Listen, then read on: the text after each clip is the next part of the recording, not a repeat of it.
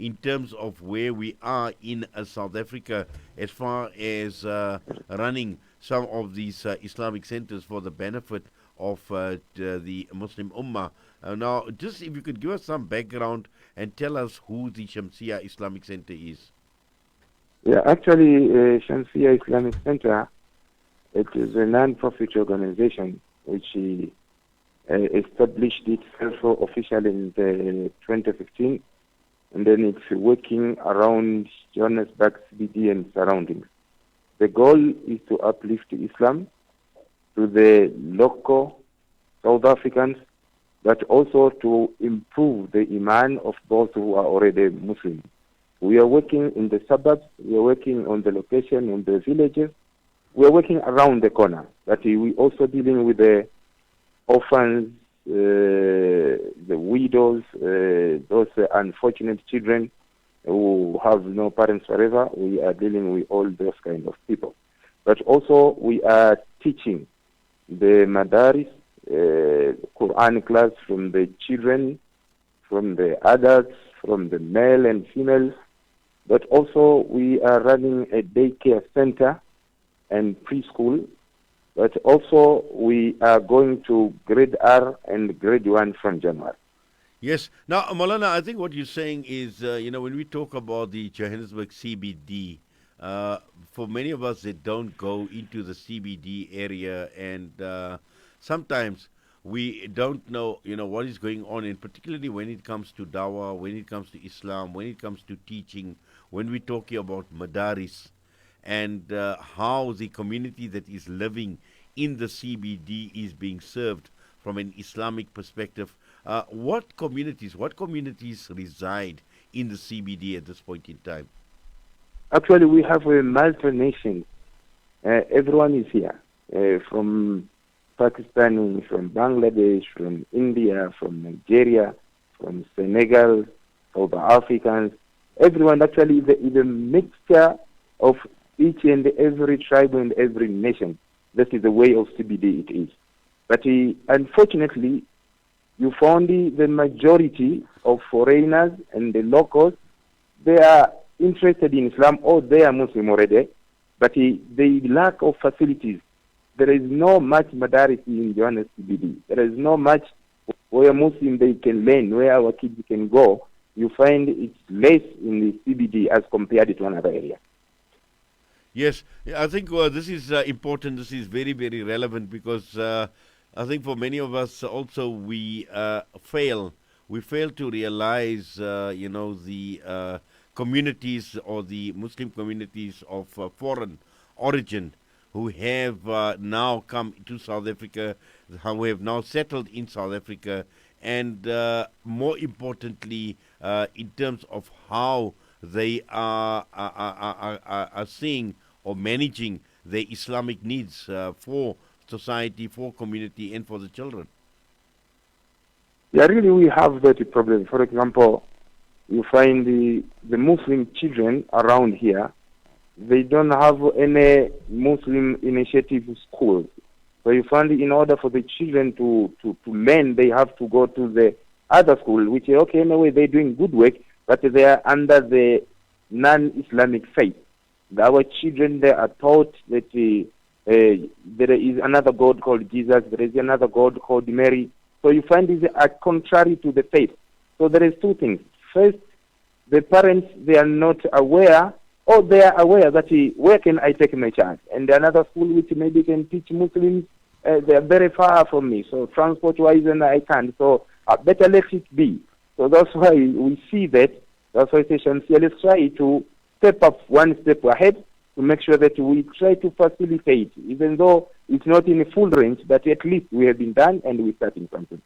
Now, Maulana, one thing that is very important is to understand how the Shamsiyyah Islamiyyah Islamic Centre is structured and how it is being managed. And I know, obviously, you are at the forefront and looking at all the needs that you cater for, all the services that Shamsiyyah Islamic Centre provides, from madrasas to adult classes. You spoke about things like other social programs that are Correct, being correct. attended to as well. Just looking at the structure, how is the Islamic Center structured at this point in time?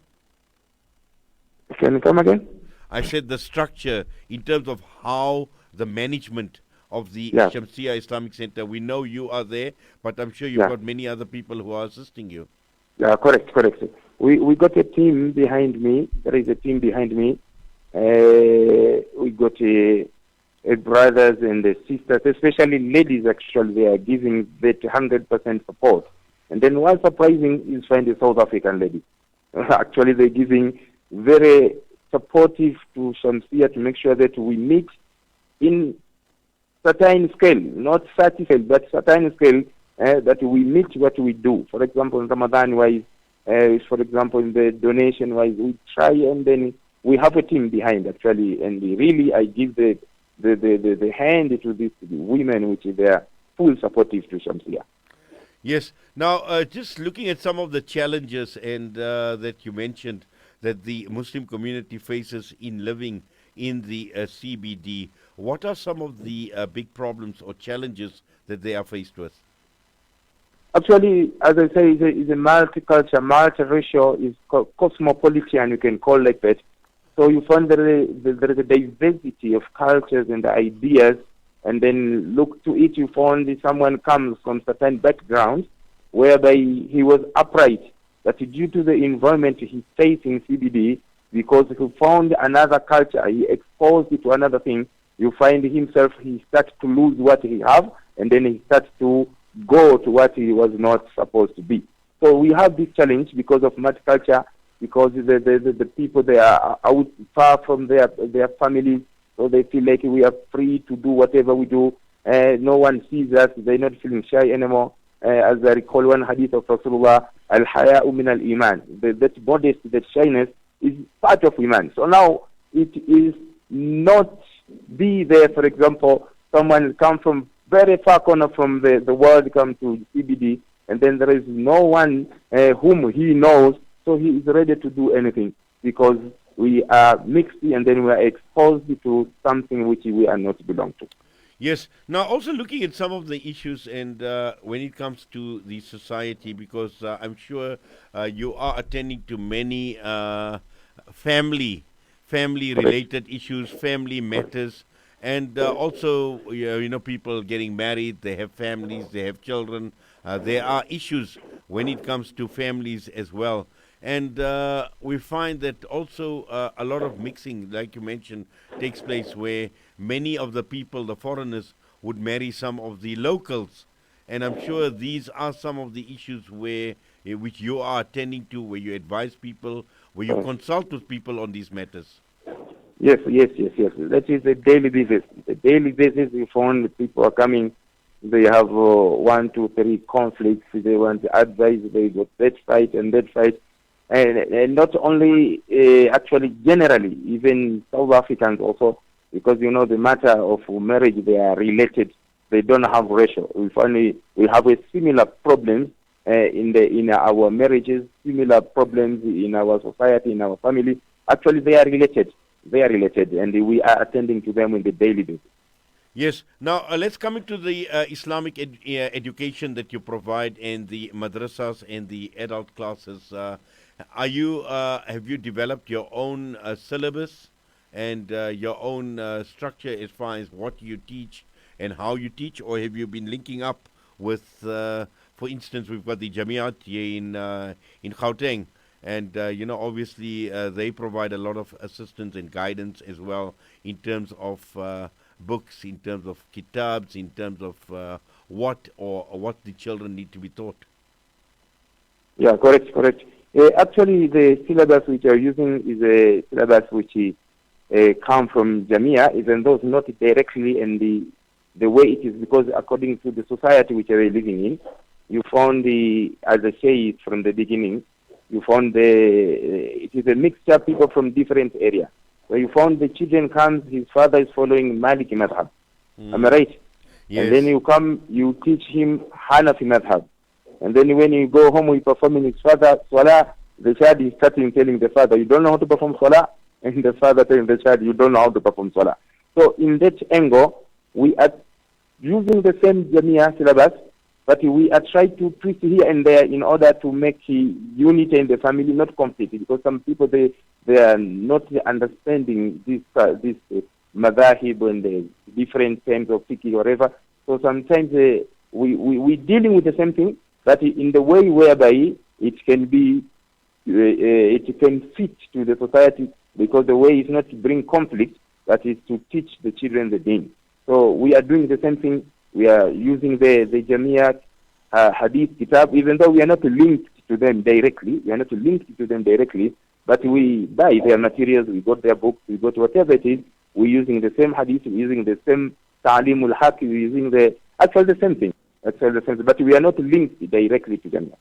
Yes. Now, just looking at your facilities that you have there at this point in time, Maulana, and just to take us through and tell us, about these facilities, how good are these facilities? Is it enough to cater for the needs of Shamsiyyah to be able to serve the community?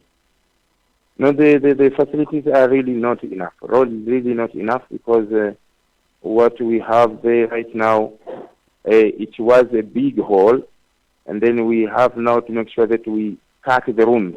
We are planning to cut more than 10 rooms, and so far we cut 3 rooms due to the lack of funds and due to the lack of support that we are going there. We are hoping maybe if we will have support by January, we'll complete the entire structure. But now we already cut 3 rooms, and then the construction goes on.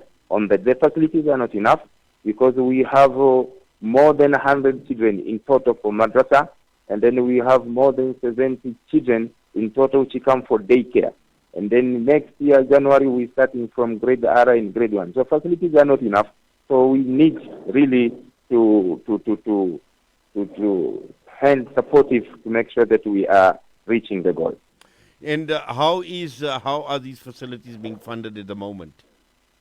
Actually, the facilities which we have at the moment, we're renting. It does not belong to us, but we rent a floor. That is how we're operating. Right. And Salah as well, 5 times a day Salah at the center? Yeah, we have the Salah, but we got the wing for the masjid only, which is in a plain street, which is a kilometer from where we're operating. So the Salah facility taking place in plain street. Only for students who are there, they are performing their Salah there. Right. But we have 5 times Salah, we have Juma Salah, which is crowded. Got more than 700 brothers performing Juma together. Now, I'm just looking at the address where this institute is situated, and that is out in Harry Street, Marshalltown, Johannesburg, which is right at the heart of the town. We know that there are many other communities that are around the Joubert CBD.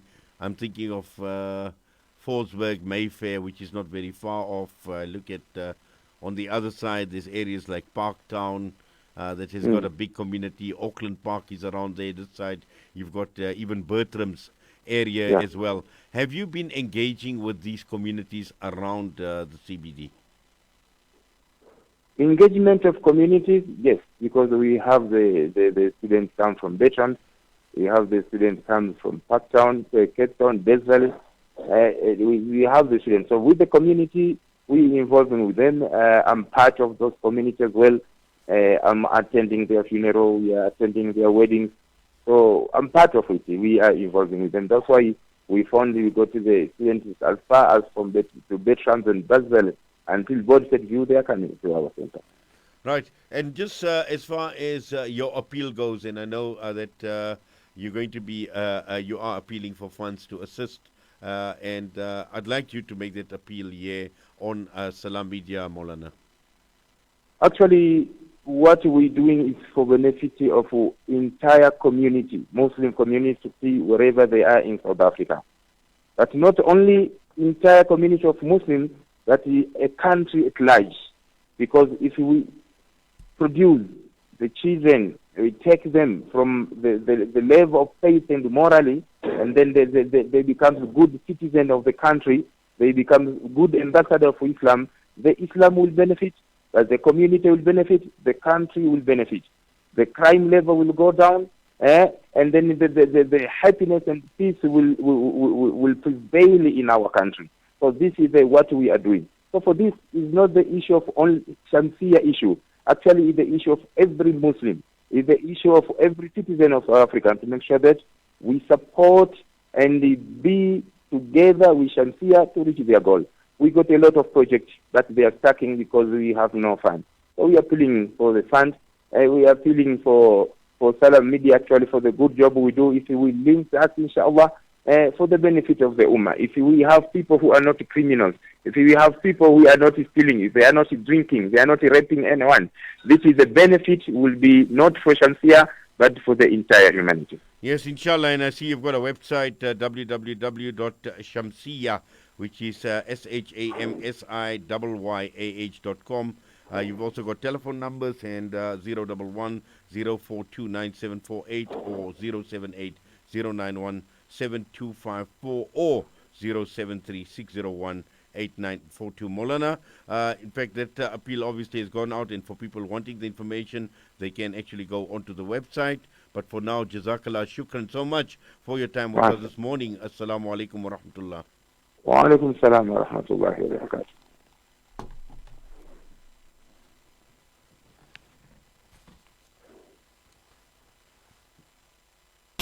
Our FPNM CETA accredited sewing course and computer training throughout South Africa. Pledge now. More centers mean greater success stories and a better South Africa for all. The Al-Fida Foundation, your social investment BEE partner. Contact us on 041 484 1288 or visit our website at www.alfida.co.za. Osman's Taj Mahal Spice and Rice. For over 80 years, Osman's Taj Mahal have been perfecting the art of the perfect blend of spices, pure, aromatic and well seasoned. Spices to tantalize your taste buds. From creative cuisines to gastronomical gourmet goodies. From exotic odors to traditional dishes, Osman's Taj Mahal have remained synonymous with quality spices and condiments. Taj Mahal rice, beans and lentils. Try our range of chili bite mixes, rose and ilachi syrup, our quick and easy biryani pack and our traditional range of spice blends. Osman's Taj Mahal, there is no substitute for quality. Shamsiyyah Islamiyyah Islamic Centre. We undertake the following: afternoon madrasa, daycare and preschool for grade R to grade 3. For grade Rs to grade 1, from January afternoon, madrasa, daycare and preschool. Adult classes on propagating Islam and teaching the Qur'an. Welfare programs which include food hampers, donations to widows and orphans. Visit us at 10 Harry Street, Marshalltown, Johannesburg. Call 011 042 9748 or 078 091 7254. Email us on info@shamsiyyah.com. Visit us on our website www.shamsiyyah.com. There are an estimate of 153 million orphans worldwide. Change their lives by donating towards our Orphan Kind program. For 750 Rand per month, you can be the reason an orphan smiles. Go on, be Orphan Kind. Visit www.pennyappeal.org.za or call 031 11 00 573 to find out how you can help save these children's lives. Penny Appeal. Small change, big difference.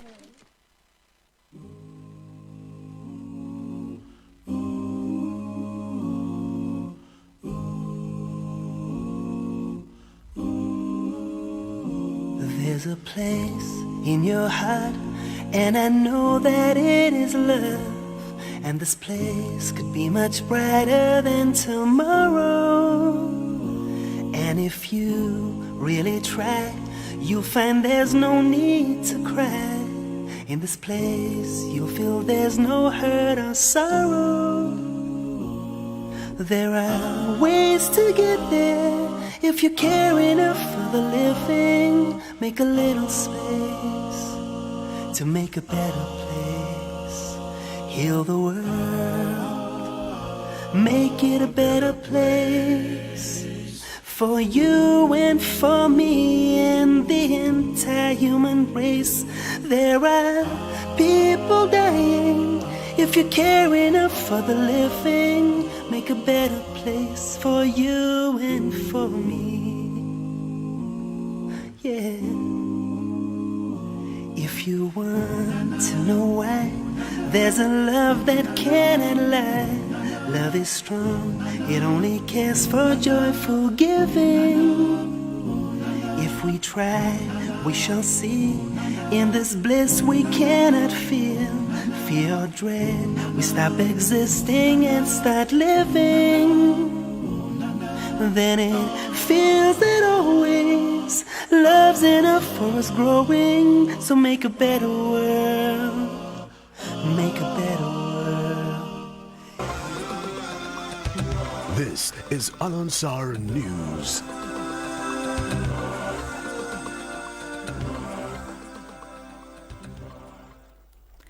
Making news at 9, Eskom says stage 2 load shedding will continue until 11 p.m. tonight due to a shortage in the power generation capacity. And United States President Donald Trump warned yesterday that North Korea's Kim Jong-un had everything to lose through hostility towards the United States after Pyongyang said that it had carried out a major new weapons test. Good morning, I'm Tabile Duma. Eskom says its systems are still highly constrained. The power utility says the stage 2 load shedding will continue until 11 p.m. tonight due to a shortage in the power generation capacity. Eskom says the city power in Johannesburg has warned that the power surges due to load shedding are causing extensive damage to its infrastructure following an explosion at one of its substations over the weekend. A number of areas in the north of Johannesburg were left without electricity. Eskom spokesperson Dikadza Motai has urged the customers to continue using electricity sparingly. The South African Weather Service has issued a flood warning for Gauteng, eastern parts of Northwest, northern eastern Free State and western Highveld of Mpumalanga. Robert Mulaudzi from the Johannesburg Emergency Services has urged people to stay away from flooded roads and self-made bridges. This is after a 60-year-old woman was rescued after being swept away by strong currents while trying to cross one of these bridges in Ivory Park. He says disaster management monitoring teams have been dispatched to all of the city's 7 regions to keep a closer eye on the situation. Meanwhile, Archbishop Emeritus Desmond Tutu's family is hoping he'll be discharged from the hospital this week. The struggle icon was hospitalized at a Cape Town hospital last week for a recurring infection. In a statement, the Desmond and Lee Tutu Legacy Foundation said his family hoped to have him home this week. The 88-year-old Nobel Peace Prize winner has been in and out of hospital over the past few years for a similar infection. The Tutu family has expressed gratitude to all who have sent their love and prayers. Staying with the national news, the Department of Home Affairs says that it was left reeling by news of the sale by auction of the Lindela Repatriation Centre on Thursday.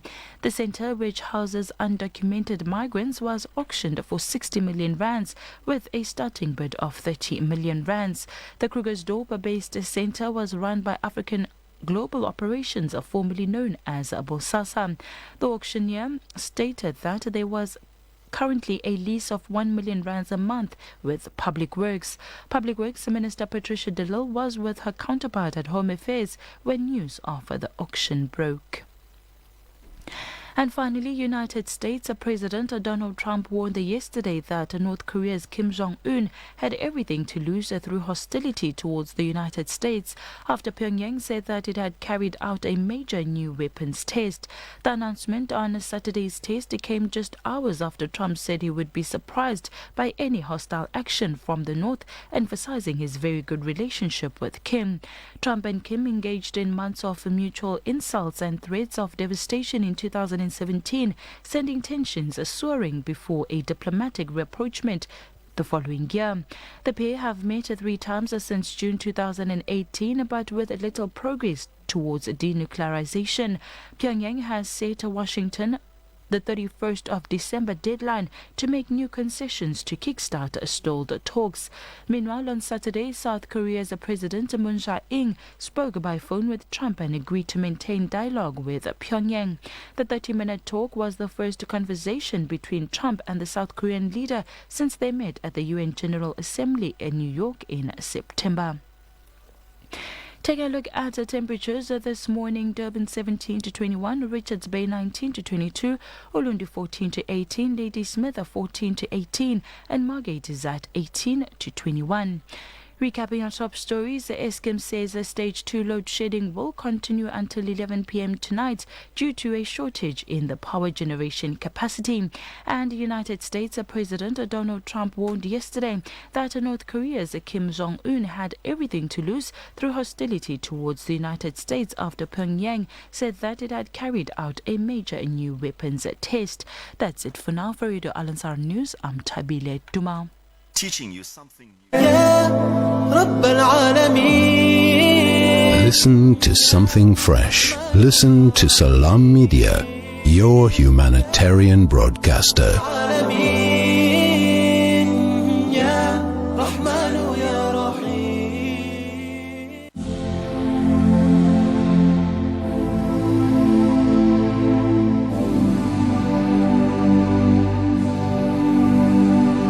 Did you look at the night, see the light of the moon? Did you look at the sun, giving you warmth? Did you look at the sky? Are you falling in love? It is from the Creator, you can't get enough. He is everywhere, and He knows we stay. Yes, He knows. Yes, He knows, He knows. You've got the world in your hands. He's the one who we're thanking for life. He is a Rahman, Allah. He is a Rahman.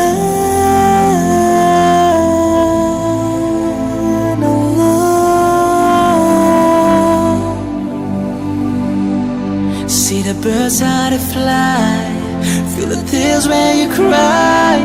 He's the one who gives everything, He'll never leave you behind. Cause He's the one that always makes things better, and He's the one that always lives forever. He's everywhere, He knows we stay. Yes, He knows. Yes, He knows. You've got the world in your hands. You've gotta thank Him for life. He is a Rahman, Allah. He is a Rahman.